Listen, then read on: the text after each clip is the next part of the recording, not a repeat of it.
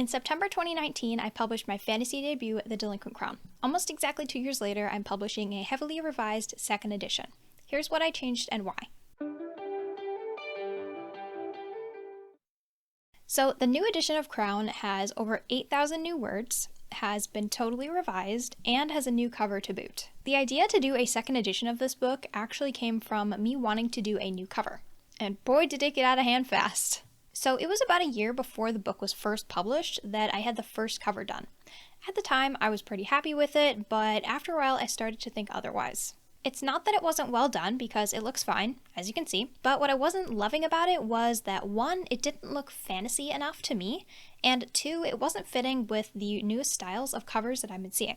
The more I looked at it, the more just generic it seemed to me. It adheres very standardly to the books in the YA indie market, but almost too much. Besides the font, it doesn't really have anything that really looks fantasy to me.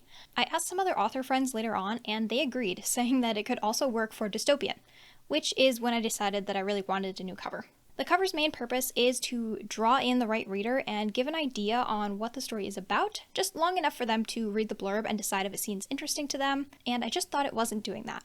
With the book cover being such an important marketing tool, I thought that it was worth doing something else. Now, I initially planned to just hire an artist to make something for me, but my dad was like, "You have graphic design skills. Why don't you try making it yourself?" I thought he was crazy, but I tried, and I did it. I was like, alright. Okay, not really. Well, I spent a while leveling up my skills and making different concepts and practicing.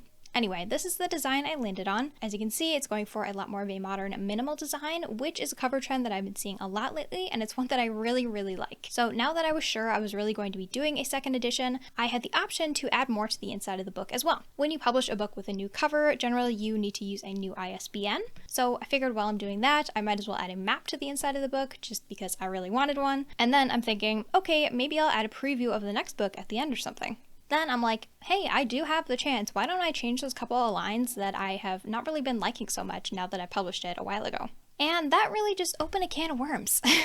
It eventually led me to making a couple passes of editing for this new edition. So yeah.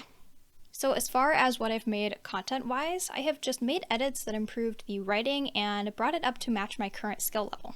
And even though I removed a few elements that weren't important to the story, I ended up adding like over 8,000 words, which is way more than I was expecting. I also took this opportunity to add a couple more little Easter eggs about the next books in the series, which was really fun for me. Really what I did was refine the writing and focus in on some ideas that needed fine-tuning. I'm so excited to get it out there and have people read it, and the ebook will be free on all retailers too, which is so exciting to me.